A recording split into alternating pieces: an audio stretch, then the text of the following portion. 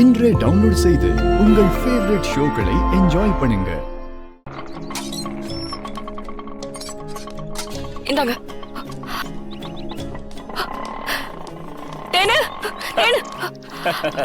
அடடே, நம்ம ஜனகாம்பாலோட வாரிசு தமிழரசி.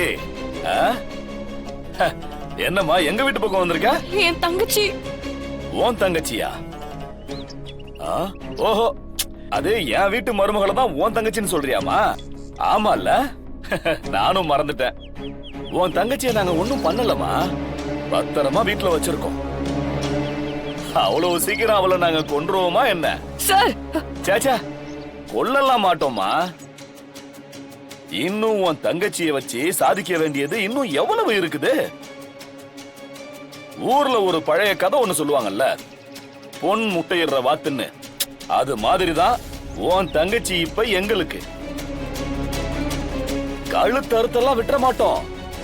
பதறாத. 3 நேரமும் உன் தங்கச்சிக்கு சாப்பாடு, மாத்து கட்டுறதுக்கு துணி, நல்ல சௌகரியமா தான் இங்க இருக்கிறா. சார் ப்ளீஸ், என் தங்கச்சியை பார்த்து ஒரு 10 நிமிஷம் பேசணும். ஐயோ, எங்க வீட்டுல ஒரு கெட்ட பழக்கம் இருக்குமா.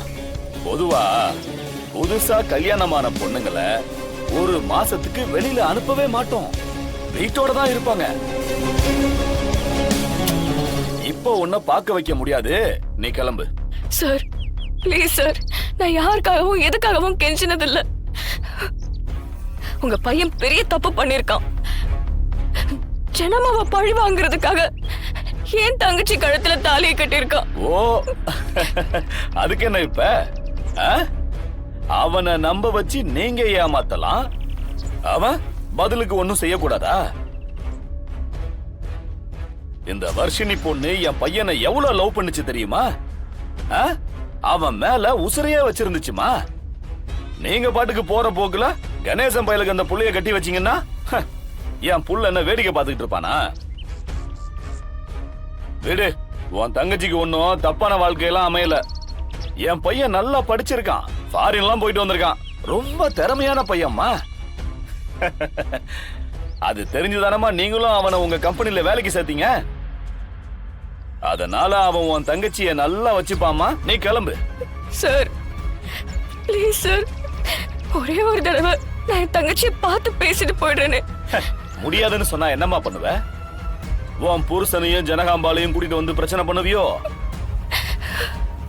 இங்க யாரு வந்து கூப்பிட்டாலும் உன் தங்கச்சி வெளியில வரவே மாட்டா. நீ கிளம்பு. நியாயமா நீ எல்லாம் இந்த வீட்டு பக்கம் வரவே கூடாது. நான் ரொம்ப பொறுமையா பேசிக்கிட்டு இருக்கேன். இடத்த காலி பண்ணு. சார் ப்ளீஸ் சார், ஒரே ஒரு தடவை கிளம்புமா.